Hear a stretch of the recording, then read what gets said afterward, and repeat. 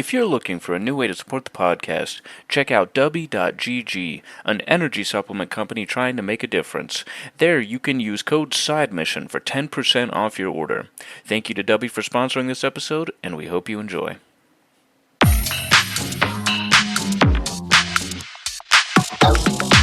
Welcome into the newest episode of Side Mission. I, like always, am your host, Rusty Ellis, joined by the boys Kyle Lynch and Matt Beck, and we are talking about episode 3 of season 2 of The Last of Us. I almost wish at this point, doing this intro now for the third time, I almost wish they just called this show The Last of Us Part 2. Because I feel like that would have been easier for me to say, but that also could just be first world problems and me whining like a little bitch. If you don't like me whining, and you don't like us being negative, I would not suggest listening to any more episodes of our podcast where we record for this show, because the complaints are not going to stop with this episode. So, fellas, I guess let's go over the good news first, and Kyle, I'll start with you. We're in Seattle now. Yay! It only took us 2 episodes too long, but we're in Seattle as... Obviously, the whole point of this episode is Jackson recovering from the attack from the walkers, recovering from Joel's death. And I do want to say, despite my intro, and Kyle, I know you feel differently, and I'm going to allow you to voice it because I want you to voice it, because I think that your opinion here is very valid in a lot of places. I did like this episode, and in a vacuum, where I'm not taking into account that I've played the game, I think that of the 3 episodes, this was probably the best episode yet, in my opinion. Now, I do want to preface that by saying it doesn't exactly say very much, because anyone that's listened to our reviews of the first 2 episodes knows that we had our fair amount of issues with the first 2 episodes. Last episode specifically, we had a lot of issues with. So, doesn't exactly say a whole lot when I say that, because I think if you compared this episode to season 1, this would probably be one of the bottom 3 episodes in that season. So, the first thing I thought was interesting in this episode, and Kyle, I'll let you kind of take this on because I think we agreed on this. There's a really weird time jump in this episode. A very weird time jump where it's said in a couple lines of dialogue that since Joel's death and since that attack on Jackson, it's been several weeks, and I think at one point, someone says it's been 3 months. And I feel like that is an insane time jump. Kyle, for me personally, that did not make a lot of sense. I cannot believe it's been 3 months and we're still in this damn prologue. I appreciate all of the added context if, the season wasn't going to be so short, because honestly, if you were just watching the show and you've never played the game, you probably have no problem with these episodes. That's why it makes it kind of difficult to review, because I don't want to compare it directly to the game. Yeah. But some of these characters are getting highlighted, like the therapist who doesn't exist in the game. Doesn't exist, yeah. Why has she had so much damn screen time? And, I really don't care about her. I think the I have a theory about that. Cool, I have a theory about that, just because you brought her up.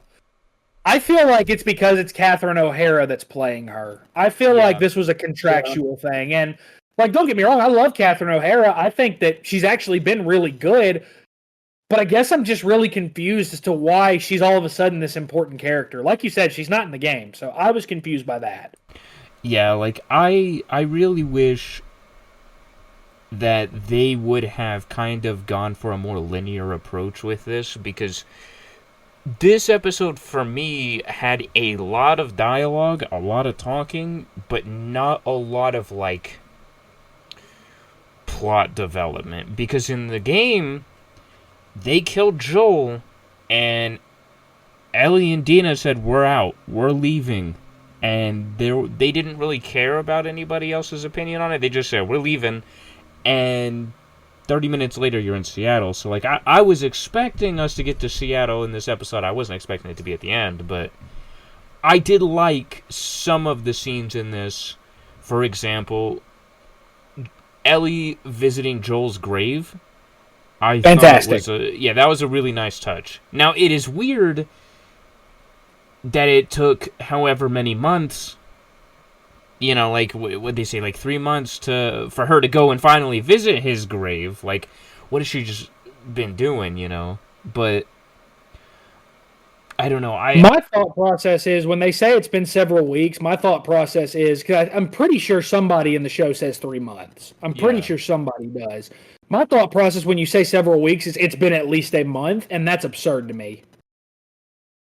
Right, and like, again, it's hard because, like, I really want to compare this to the game, but in the long run, I think what they want to end up doing is go for a season 4, and they're trying to extend this out, and in my opinion, I just don't know if that's going to have the same effect when it ends as the game did, especially with, the next episode 4 out of 7, we are finally picking up in Seattle, but I don't know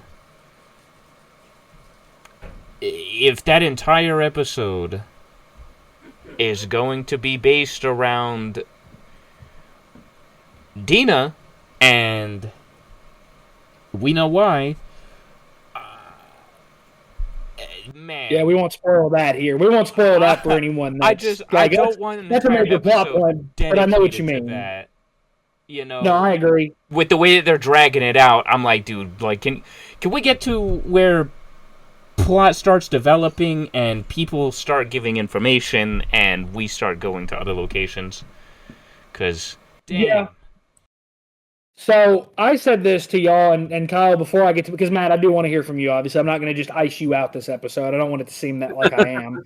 But I noticed something that I pointed out in the chat, and I don't know why it took me this long to notice this. I don't know how we missed it. I don't know if we did miss it last week. I don't think we covered it. But in the game, for those that haven't played it, which if you're listening to this podcast and you've not played the game, wow. But one thing that I noticed was for Joel's death scene in the game, there are 7 members of the WLF that are present, not counting Abby. Like, I believe when you don't, well, no, that might be counting Abby. I'm not sure. But there's 7 members present. In the show, there's only 5 counting Abby. So it is 7 counting Abby. Sorry. Again, went to school for journalism, not for math. But, like, in the game, obviously, Jordan and Leah are both there, and they are not major characters in the story because, for those who don't know, Jordan gets killed after, he and the WLF capture Ellie and Dina. They go to the TV station where they know that Leah is. They get there, and she's already dead. But those are also 2 major points of Seattle Day 1.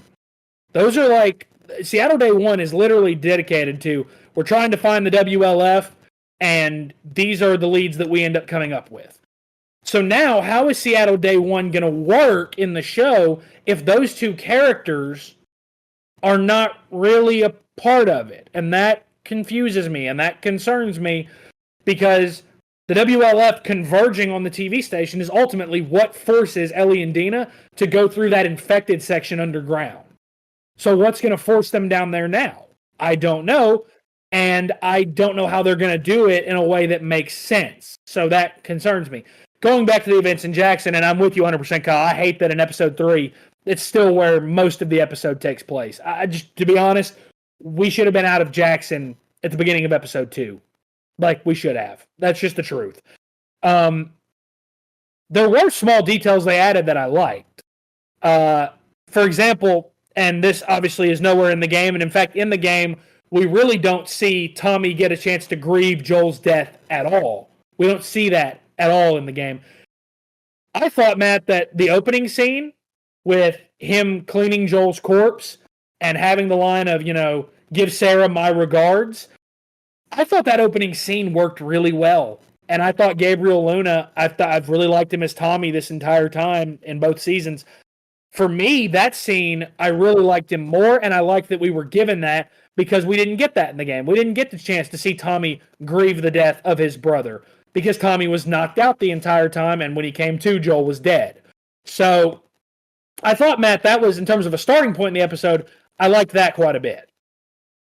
Yeah, I think that it was necessary to have that moment because I mean, they are brothers, and in the game we didn't really get exactly what you said, the time with Tommy to see how he handled the death. And I think what really sold it for me is, we were watching the behind the scenes, and like Gabriel Luna, basically he already said it himself. Like he said that this wasn't just, saying goodbye to Joel from the show, but this was also technically saying goodbye to Pedro because, he'll make appearances later on, I'm sure, in flashback scenes, but this really was, it for him. Like, this was maybe one of those moments where it's like his last time on set with everybody. And, that's got to hit hard because, I mean, they worked together for a whole season, especially with Bella. She and Pedro, went through the whole show together. So with him, heading out because of the death of Joel, I mean, it's going to be a lot different. And then we also have to take a look at the fact that, Bella really is going to be the lead of this season now, and how that's going to play out, I don't really know. I mean, I thought she did a great job in season 1, but it's not as the main character, like not as the leading the lead. You know what I mean? Yeah. Pedro has a long history of acting, and we've seen him in different things, and so he was such a powerhouse in that show, especially in season 1. Bella, I know that she was in House of Dragons, I think it was. And she's in Game of Thrones, yeah. Game of Thrones, there you go. So I've never seen that show, so I don't exactly know what her acting chops are outside of what we got from season 1. But that was basically as a supporting character, being Ellie, more so as now that she's the lead here. And I mean, the beginning with her, because I know it's going to come up, that moment where she wakes up from, I guess she was in a coma, but that screaming was so off-putting. Like, it was not good. It was like she was doing an audition for a horror movie, and then that was the scream that she gave. And I know that we looked at each other and were just like, what was that all about? Like, don't get me wrong, I liked the idea of showing that she's got this PTSD. I mean, in the game, that's a big thing late in the game. But don't get me wrong, I liked the idea of showing PTSD, but we got to the end of that scene, and I was just like, was that really the best take that y'all got? Yeah. Was that like again, like I don't hate the idea, I don't hate the premise, I hate the execution, because we just got to the end of that, and I was like, I don't feel like if you did 5 more takes that you could get a take worse than that. It just was. It harkened back to episode 8 of season 1 for me, where everyone praised the scene where she kills David, and they were like, oh my gosh, this is raw emotion. I love it. And I remembered watching that scene going, this is what we're praising? Like, I felt like it just felt very overacted, and I felt the same here. I cringed when it happened, not because it was good, but it was not a good scream. It didn't make me uncomfortable in the way I think they wanted to make you uncomfortable. Now, the next issue that I have with Ellie's character is not a Bella Ramsey issue. I want to make that very clear. I know that we have hated on Bella Ramsey and we've criticized her, and I think we've criticized her very fairly so far in the first 3 episodes. But this next issue is not a Bella Ramsey issue. This is a writing and a show direction issue. And that's the decision to make Ellie a compulsive liar. I don't understand that. I don't know, like this, she, to get released from the hospital, has to be cleared by Gale. And again, like you said, Kyle, why Gale has this presence in the show, I don't understand. She's not been a bad character by any means. It's not an acting issue. It's none of that. It's, you want us to care about this character that in the game does not exist. But she tells Ellie about her last meeting with Joel, about how, he was very cryptic, and how, all he said was, I saved her. And Ellie has these lines of, I don't know what he could have been talking about, and I hate that I'll never be able to reconcile that with him, but I guess that's just something I'm going to have to learn to live with, and maybe posthumously, I don't think that's the word she uses, maybe even after his death, I can reconcile that with him. And I think that it's a misstep in the show direction. And Kyle, I'd imagine you probably feel the same about this.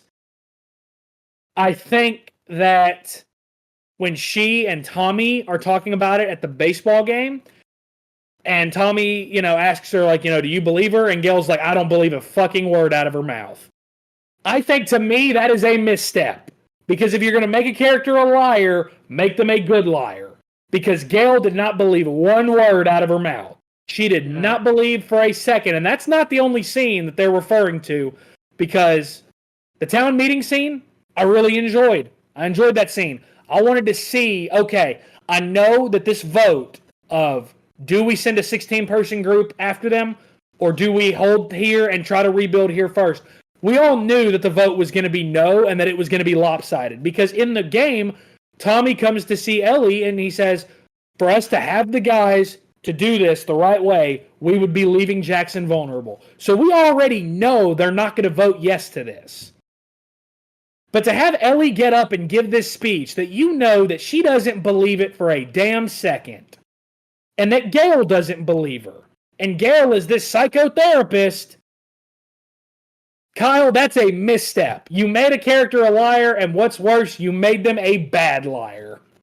Yeah, I think Ellie in the game didn't give a shit what anybody thought. She said, I'm leaving, and you can deal with it.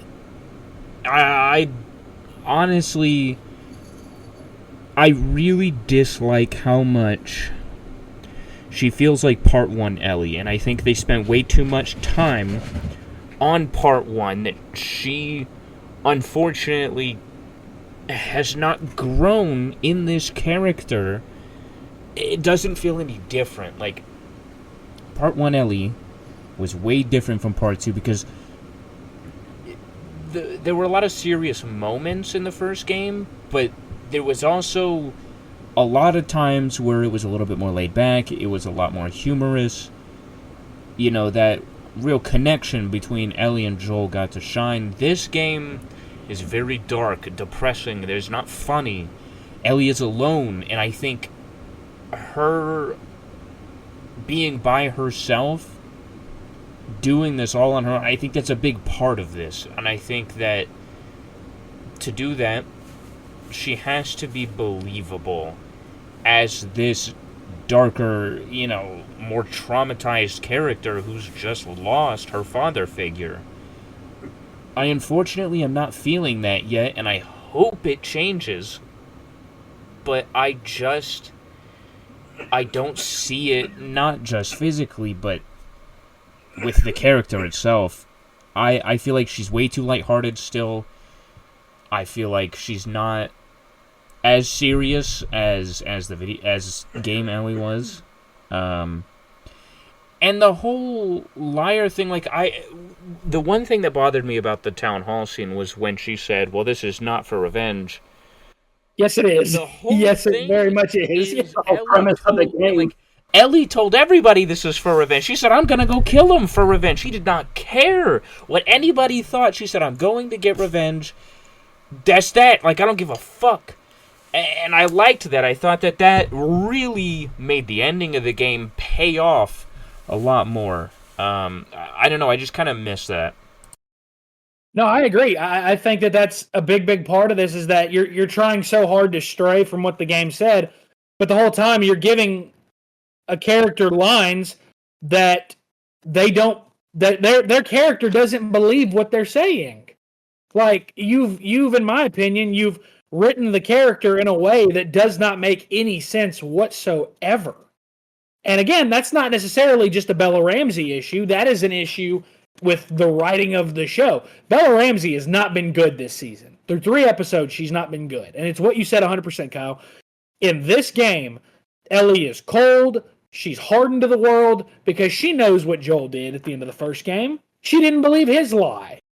She knows exactly what happened, so therefore she lost a lot of that innocence because of all that. In this show, it's almost like they're trying to say, no, there's still a little bit of that in her still. No, there's not, though.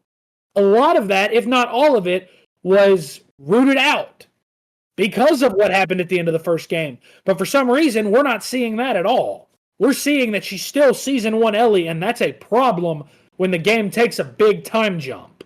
That's a problem. The other kind of big thing that we saw in this episode was the introduction of a group that we do not see until later in the game. Now, we see them in Seattle Day 2 as Ellie, so it's not like we don't see them. We're not going to see them soon anyways. I liked the introduction of the Scars. I didn't, or the Seraphites, I should say. I did not like that they tried to make them a sympathetic group because that is not what the Seraphites are in the game. The Seraphites in the game are an evil, evil cult that in Abby's section, you're literally saving two younger members of it because they're trying to escape the Seraphites because they know they are crazy. They know they are deranged in their devotion to the Prophet. And here, you're trying to make us almost sympathize for them. And again, this would all be okay if the people in charge were not people that worked on the game. Neil Druckmann is literally the creator of the game. He's literally the main director for the game. Like, Matt, I don't know, maybe you felt differently. I didn't mind that they were introduced. I just didn't like that they tried to make us feel bad for them because of all the groups in the game, this is arguably the group that is the most evil. Oh yeah, I remember my time in Abby's side of the story when it came to the Scars. Like it was some of the most brutal parts of the game, in fact. And like I definitely was not expecting to see them at this moment in this episode as we were getting closer to the end. And then, you know, when they make their appearance like almost midway, you know, it's like you said that they try to get us to emphasize them. I mean, the characters are introduced to as an older man and his daughter, a child. And, you know, she's innocent in all this, but, you know, she has to follow this group because they listen to the Prophet. They don't know exactly where they're going. They just know where they're told to go. And then this is actually something that I saw online that someone was talking about how they didn't appreciate the fact that we were told how they communicate with the whistles, whereas in the game it just flows naturally. Like you come to understand it yourself as to how they communicate with the whistling. And when I look back at that, I was like, yeah, you know, that does make sense, actually, because, you know, we know next to nothing about this group. And for viewers of the show, like, they still don't really know what's to come with this group. But it is a moment where, with the general audience, it is talking about how, you know, they're travelers and then, you know, they don't speak. Technically, they don't speak. They use whistling to communicate. And I thought it was handled well. It's just this is not a group that I see anybody basically being like, "Oh man, I feel so bad for them because, you know, they're lost out in the woods, like, you know, not a place, technically not a place to go, and they have, you know, children with them." I was like, it's definitely not like that. Not at all. I mean, I thought that was so weird. Like, I'm not saying that this group specifically was evil, but the Seraphites or the Scars, whatever you want to call them from the game, again, when you look at each faction, whether it's Jackson, the WLF, or the Seraphites, like, the WLF is a group that is very much portrayed as, when you switch over to Abby, they're a group that's just trying to survive, and they're at war with the Seraphites. They're just trying to survive. They've had to do things that they didn't want to do, but or things that haven't necessarily been quantified as good. Now, there is no such thing, I think, as good and evil in this world. It's just people trying to survive. It's just survivors. That's what they've tried to depict. But the Seraphites are not at any point in the game depicted as sympathetic. They're not depicted as victims, really, at any point until the WLF attack them. And the funny part about that is there is a moment in the game where Abby gets to the theater with Lev, and if you go into the radio room and you listen, the WLF are getting destroyed in that fight. I know that Haven gets destroyed on the island, but if you go and you listen, and I encourage people that did not know this to go look this scene up on YouTube, there's a radio of a WLF soldier calling out for help, and she is like, our forces are getting destroyed. Isaac is, Isaac's, been taken down. Again, if you didn't know we were talking about spoilers, oh well, there we are. But, like, they are losing that fight. So the Seraphites are not defenseless or innocent in this world, but yet they tried to depict them as such in the show. I thought that was very, very odd. And Kyle, I know you had an issue with this. I know that like Ellie and Dina don't know that this wasn't Abby's group, but it makes even less sense with the time jump for them to even assume that this was Abby's group. And when I say her group, I mean the group of 5 people that were in Jackson. It makes even less sense to think that it's them when they got to Seattle as fast as they did, and there's been this time jump. Abby and her group are already in Seattle. There is no way this could have been them. Like, there is No way in the world this could have been them. But they almost, Kyle, you said it, and I'm going to give you your chance to say it here because after thinking about it and watching the episode again, I do think you have a point. They're going a long way towards making Abby irredeemable. And that's not good because the whole point of the second half of the game is the redemption arc of her character. That's the whole point of it. And it feels like they are going a long way towards making her irredeemable. Yeah, like especially with the Seraphites being made to look like they're sympathetic. I'm sorry, but they're not. So, not at all. Trying to portray it as Abby's group just killed these kids and these people, like, the most that people are going, like, people hate her even more now because they think that she did that, right? And even when it turns out that, hey, these guys are actually really shitty, the most people are going to say is, oh, okay, well, you didn't kill them, but we still hate you because the underlying feeling was there for so long until the final reveal. I just don't... I really wish they had left it a little bit more mystery and not focus so much on trying to make Abby look bad or her group look bad because, like, we already think that because she killed Joel. That was the whole point. And I don't think anybody was, like, you know, fresh off of that thinking, you know, maybe there's another side to this. We didn't even know what the fuck was going on. So that's another part that's like, man, this really doesn't help. Because it's like, okay, well, now we know why she killed Joel, but now you're making it look like she kills kids and innocent people. Like, I don't know. They're kind of just going too much back and forth. It's weird. The writing in this is really, really weird. And like you said, if it was somebody else writing it, I'd chalk it up to, okay, they didn't play the games. It's the same dude who made the games. Yep. That's what frustrates me. You know, remember when I said last episode, or it might have been episode 1 or episode 2, it was one of the two, where I said, you know, Neil Druckmann told the crew not to play the game specifically, like, so that they would have a fresh take on it. I maintain maybe that wasn't the best idea. Maybe that was not the best idea because they've written so many characters in a certain way that I'm just, like, it makes no sense. The time jump doesn't make sense. The fact that it took as long as it did to get to Seattle is not good when you've only got 4 more episodes to work with. That is not good because now you're going to have to rush. If the goal is to get through Ellie's part of the story and then to focus a lot of season 3 on Abby, you're going to have to cram. That's the reality. You're going to have to cram, and that's a problem. So it's really disappointing when you factor in this is people that worked on the game, and I'm going to go ahead and tell y'all, my boss at work who is watching the show and who's not played the game, he's big TV buff, big movie buff, loved the first season, and he has said a lot of the things I've said so far about season 2, that the writing just doesn't feel up to par as it did in season 1.